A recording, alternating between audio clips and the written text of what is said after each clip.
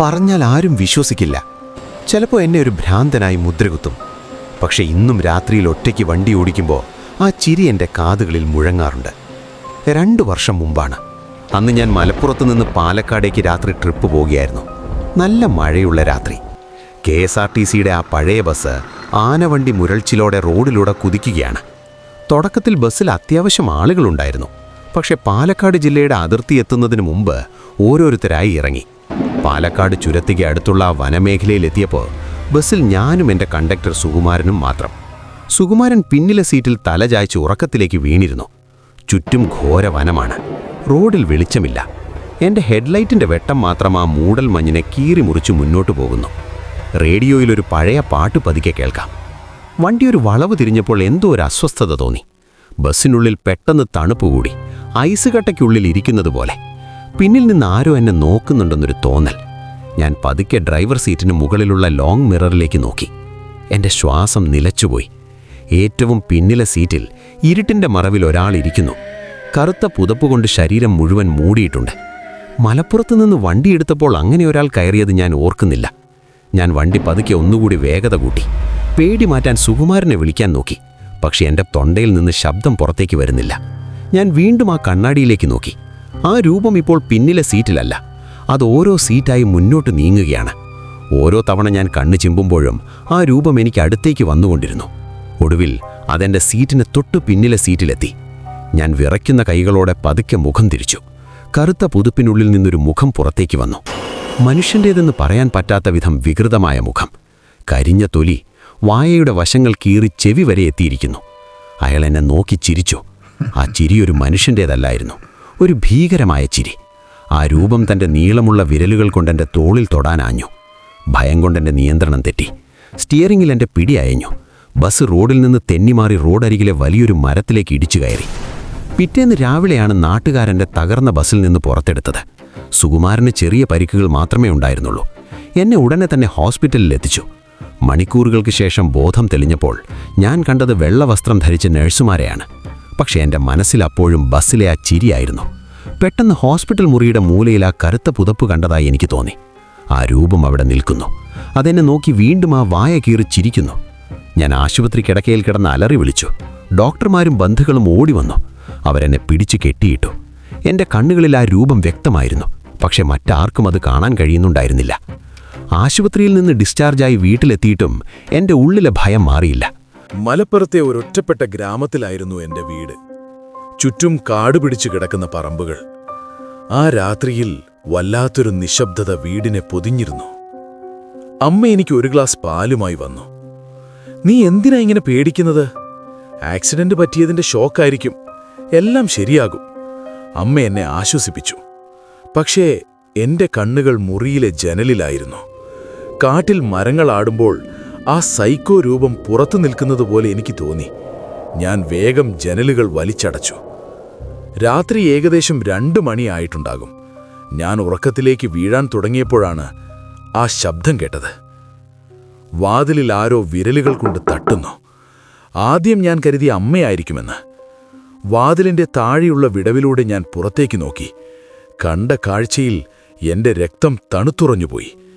വാതിലിന് പുറത്ത് ഞാൻ ബസ്സിൽ കണ്ട അതേ കറുത്ത രൂപത്തിൻ്റെ നീളമുള്ള വിരലുകൾ. ആ വിരലുകൾ വാതിലിൻ്റെ വിടവിലൂടെ അകത്തേക്ക് കയറാൻ ശ്രമിക്കുന്നു.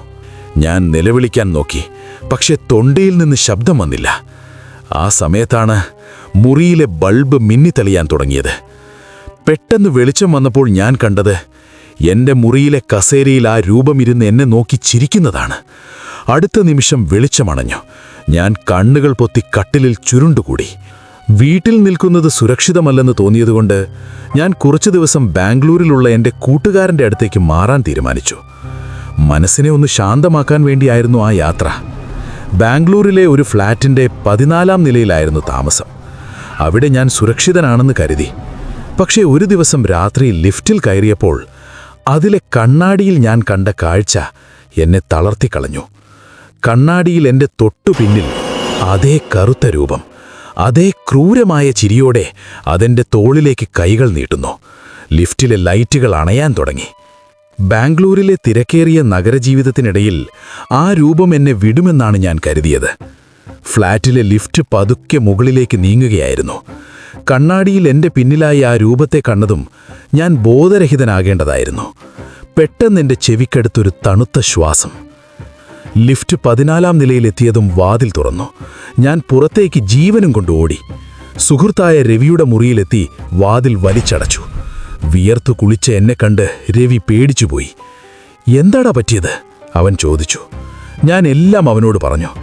അവൻ ആദ്യം ചിരിച്ചെങ്കിലും എൻ്റെ അവസ്ഥ കണ്ട് ഗൗരവത്തിലായി. അന്ന് രാത്രി രവി എൻ്റെ കൂടെ തന്നെ കിടന്നു. ജനലുകളില്ലാത്ത എയർ കണ്ടീഷൻ ചെയ്ത മുറിയായതുകൊണ്ട് പുറത്തുനിന്നുള്ള ഒരു ശബ്ദവും കേൾക്കില്ലെന്ന് ഞാൻ വിശ്വസിച്ചു. പക്ഷേ ഏകദേശം 3 മണിയായപ്പോൾ മുറിക്കുള്ളിൽ വല്ലാത്തൊരു ഗന്ധം പടർന്നു. ചീഞ്ഞഴുകിയ മാംസത്തിൻ്റെ നാറ്റം. ഞാൻ കണ്ണു തുറന്നു. രവി നല്ല ഉറക്കത്തിലാണ്. പക്ഷേ രവിയുടെ പുതപ്പിനുള്ളിൽ എന്തോ ഒന്ന് അനങ്ങുന്നുണ്ട്. രവിയുടെ കാലിൻ്റെ ഭാഗത്ത് നിന്ന് ആ കറുത്ത പുതപ്പ് പതുക്കെ തലപൊക്കി.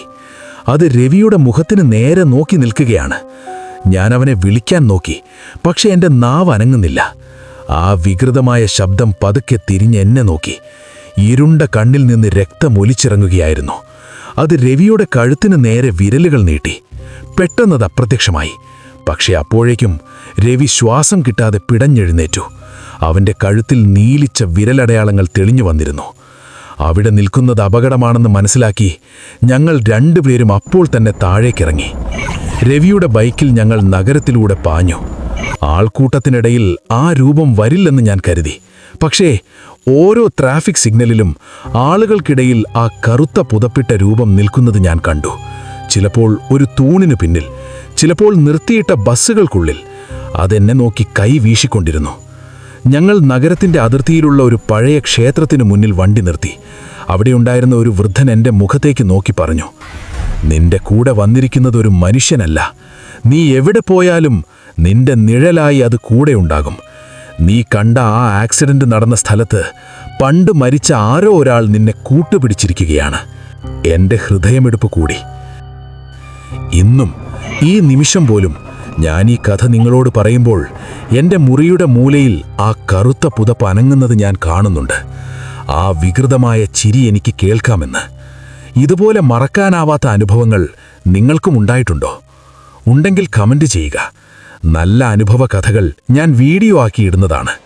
അതുപോലെ നിങ്ങൾക്കെൻ്റെ കഥ ഇഷ്ടപ്പെട്ടിട്ടുണ്ടെങ്കിൽ സബ്സ്ക്രൈബ് ചെയ്യാൻ മറക്കരുതേ. അടുത്ത ഒരു കഥയുമായി വീണ്ടും കാണാം.